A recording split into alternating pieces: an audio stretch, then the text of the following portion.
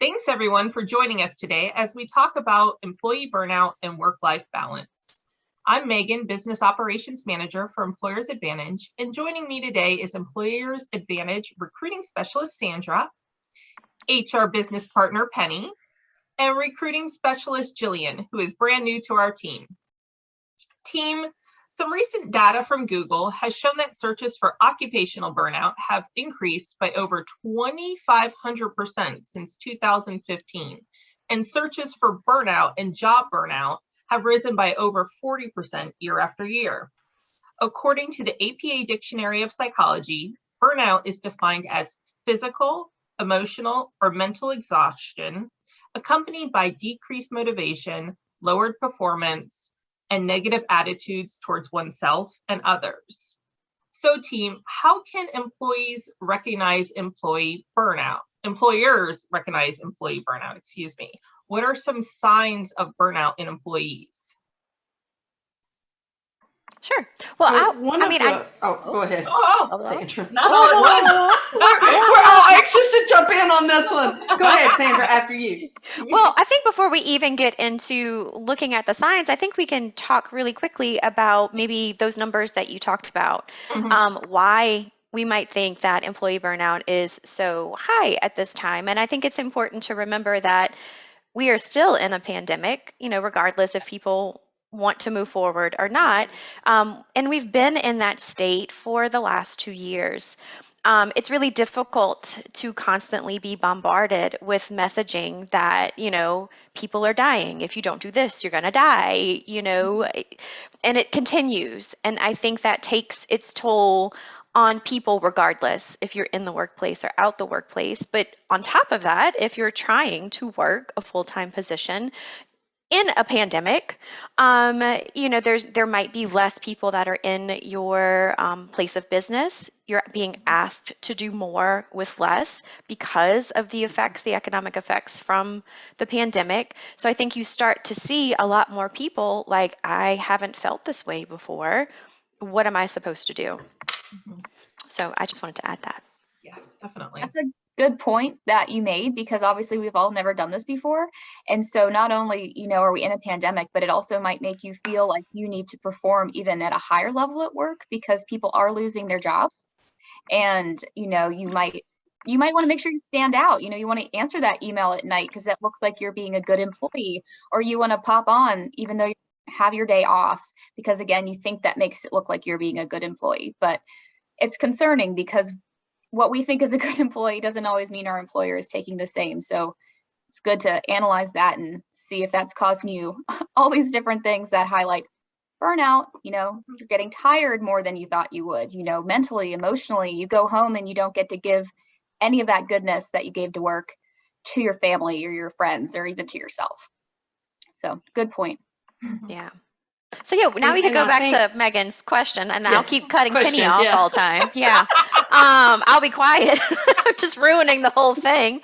But yeah, we could talk about what burnout looks like. And Penny, please proceed. Well, that's what I was going to say. Was Jillian made a really good point, and going back to Megan's original question. I mean, the biggest component of burnout is you start seeing individuals that have that fatigue, whether it's physical, whether it's mental, emotional. It's just a different level of an exhaustion, and you don't see the work output that you've been seeing from this individual. If you have a star performer and you start seeing their work dwindling, or you start seeing where it looks like they're preoccupied or they're just not as engaged, then that might be a clue that that something is going on.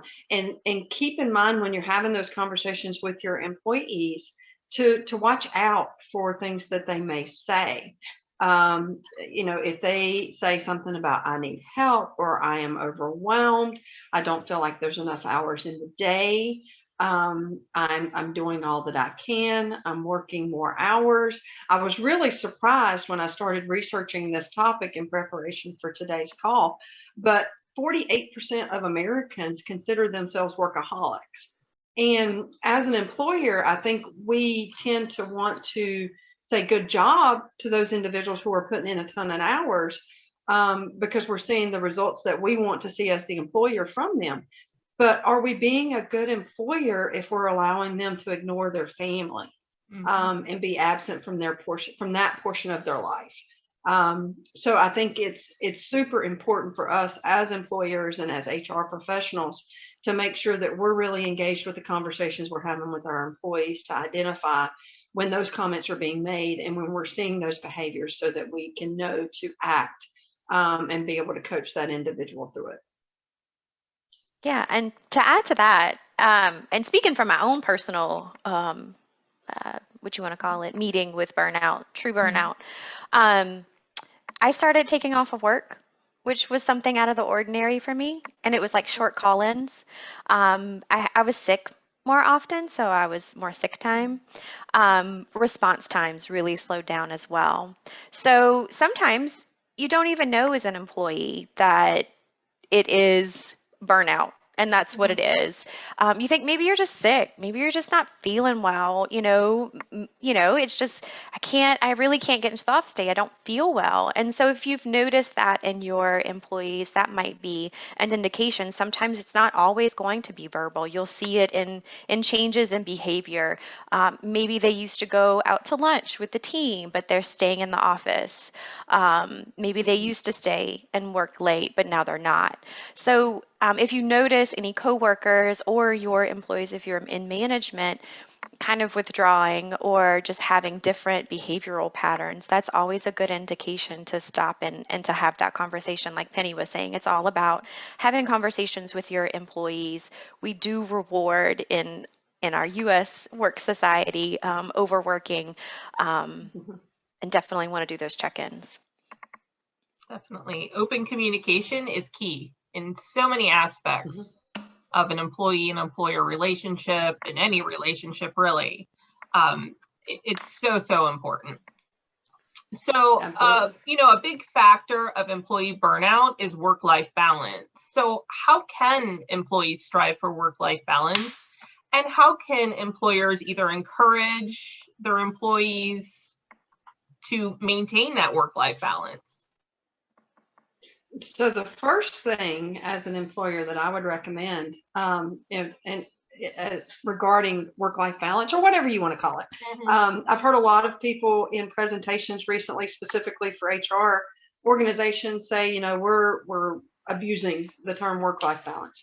Call it values, call it journey, call it integration, call it whatever you want to, but basically we need to get to a point where employees feel that their own personal life is just as important as what they're doing. It's about being passionate about both things and finding where both of them meet. And so as a manager, as a leader in the organization, as a member of the HR team, the best thing that you can do is lead by example.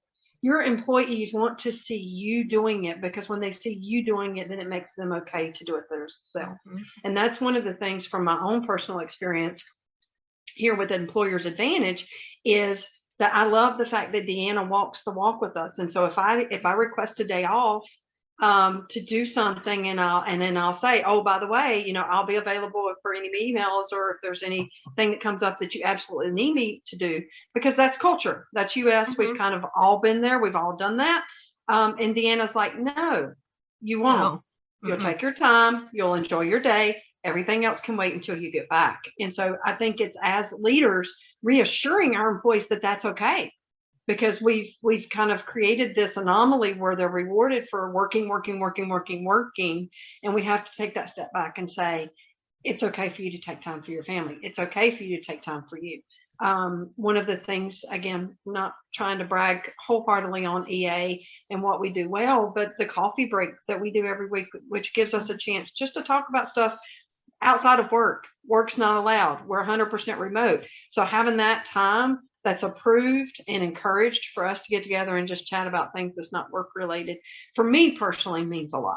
And so I think any chance that we can lead by example as leaders in the organization, then that's great. My recommendation, if you're watching this as an employee, is learn to say no. This has been a big item for me, and Sandra has actually been a good source of inspiration for me personally, because she does so well with boundaries and allocating times to things. It's it's a point in our career, in our lives, where we have to realize that it's okay to say no, and schedule ourselves accordingly so that we have that time, that downtime, because it is vital. Americans statistically are getting sicker and sicker by the year, whether it's acid reflux issues, whether it's chronic conditions that are coming up. And the majority of that is because we aren't taking the time to take care of ourselves. We're not getting our physicals. We're not allowing the time in the afternoon to cook a healthy meal. We're grabbing some fast food on the way home because we've stayed over, or because we have put in one more meeting or something like that. And all of those things lead to those health issues that then force us to take the time. Whereas if we would have done it proactively, then we might not be having to have these other hospital stays or surgeries or whatever the case may be. And that's one thing I love too, again, with EA, is that we utilize Slack to communicate internally. And we actually have an out of the office Slack message that's like going for a walk, going for a run. And we see Deanna, she goes for a run. So in a way, even though we know we're allowed to do that, we see her do that. So it's like, oh, it's okay for me to do that. It's okay for me to go for a walk. And coming from a work environment previously where I was on 24/7, 365, like Penny said, it's hard to adjust and go, I'm taking time off. And Deanna's like, nobody's going to bother you. Unless somebody calls me and tells me your house is on fire, I'm not calling you for any reason.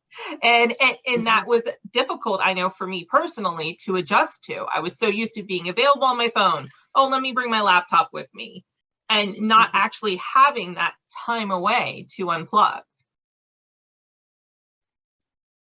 I know for me, again, a personal example, I actually, in a past life, I actually started taking vacations on cruises, specifically because I did not have the internet connection. So I had 5 years consecutively that I did not go on vacation without taking my laptop, because I worked every single day of my vacation for a few hours each day just to stay on top of things. And so whenever I got close to the burnout, I started taking cruises, just because they literally could not contact me while I was on a boat in the middle of the ocean. Because I didn't buy the internet package on the boat, and I didn't buy the phone package on my cell phone to be able to call internationally. So that was how I approached my first stage of burnout previously. So it's definitely a big item for us to encourage ourselves and our employees to find time to completely disconnect. Yeah, you guys made some really great points. And like you said, leading by example is really important. And something to go along with that is, I think companies, especially when you join a new company, or, the whole COVID thing is causing people to want to yell, we're flexible, we, work-life balance, and they throw all those fun terms at you. And then you get there and they don't mean it. So I think it's important for you to mean it. You have to be comfortable and willing to also let go of that as an employer, of that hustle culture that's an unfair workspace. I know there's some places that might be important. You need to get in and get the stuff done. And there are fields where it's important. Time is everything. But in the general work experience, things can wait. Things can wait 24 hours. So I think it's important to say it and mean it. And like you said, Penny, you go on a trip because they can't contact you. And that's just an unfortunate space you have to be in, because they shouldn't be contacting you. And, you take a day, they should mean it. That day is yours to unplug and really unplug. I remember going on a few trips with my now husband to Canada, and we were so excited that we didn't have access to our phones or the internet. And it was so peaceful. And you shouldn't have to be able to not have cell service or internet to find that peace with your family or your friends. So for me, I just think it's very important that when companies say that they're flexible and they value that balance, they value family and all those great things, then they have to mean it, and they have to adjust their expectations, because if they don't do that, it's just going to bleed through, and you're going to take that day and then feel guilty that you didn't answer that one email, although they said it was okay. So that being said, transparency, honestly, we have to be honest with these things and be serious and see how it impacts our employees, as well as how we look to other people. You know, it's an employer. People want to come work for you. And if you make those employees feel that way, we're not going to be telling our friends and family to come work for this company. So even if you have to think of it selfishly like that, you're not going to sell your company if you're not honest about those things that we're all really trying to achieve: the balance, the family. Our lives are for us. So work is just a necessity. And to add to what Penny and Jillian have already said, you know, it all does go back to communication. In the short term, it's great to applaud overworking and burnout because you see the productivity. But from a long-term perspective, if it's something that's not manageable, it ends up hitting your bottom line because your employee is going to call out. They're going to experience those sicknesses and all the things that Penny was referencing earlier. I mean, we see it in the numbers and the statistics. So at the end of the day, as an employer, you should see it as an investment in your capital. It does affect your bottom line. If you are investing in your employees and you're setting expectations and respecting boundaries, or if they don't exist because an employee doesn't feel comfortable, then you set that boundary for the organization. You know, as an employer, it's your responsibility to say no as well. So, you know, if there is a fire happening and the only person that knows how to put it out is Penny, as an employer, that's your responsibility from a disaster management perspective. You should always plan as an organization for someone to be unavailable and unable to complete the task and the functions that they're responsible for doing. So I always recommend for employers to look at what can I do to ensure that I'm not put in a place where I have to call Penny because she's the only person that knows how to do it.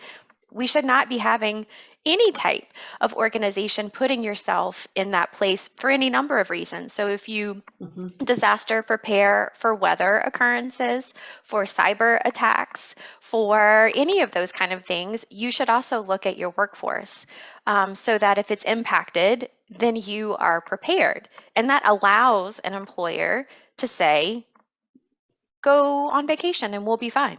And we will be fine. If there is a true emergency, because true emergencies happen every day, we're prepared for that and we have backups and we have plans for that.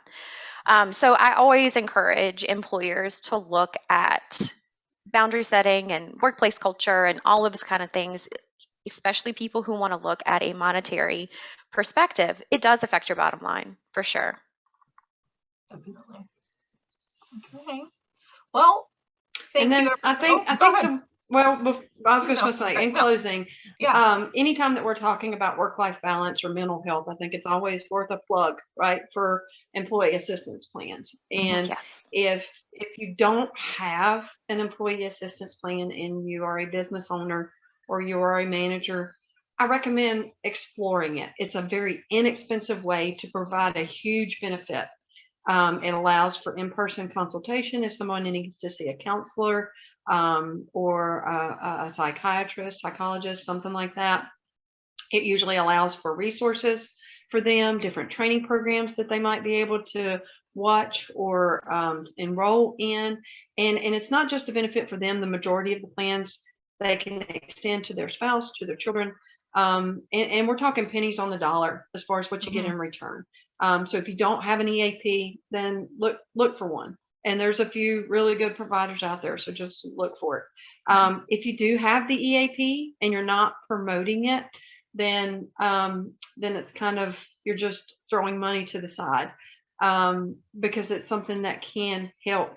And there's again, it's a lot of the resources. You know, if we're calling it now the sandwich culture, right? So we have employees that are in a space to where they have young children that they're having to take care of, and then some of them are in a spot where they're having to take care of their parents. And so that's why they're referred to as kind of the sandwich culture or the sandwich generation. But the EAP can provide those things to help with childcare, or they may be able to provide resources to help with elder care. So I always think it's worth a plug just to say, hey, if you don't have it, look at it. If you do have it, promote it. Because that's something that can greatly help your employees whenever they're facing burnout or struggling with the work-life balances. Especially if you don't know what to do. as a supervisor or a manager. Yes. If you don't feel comfortable having conversations about it, or you don't know what to say, what you can say is, here's the number to the AAP. Can I dial it for you? I think it'll help, get you the support that I feel like you might need. Yeah. And it's as simple as that. It doesn't have to be complicated. Absolutely. Well, thank you all for joining us today. Thank you to Sandra, Jillian, and Penny for joining me with this nice topic of conversation. Hopefully we gave you some insight and some suggestions. And we look forward to talking with you guys again next month.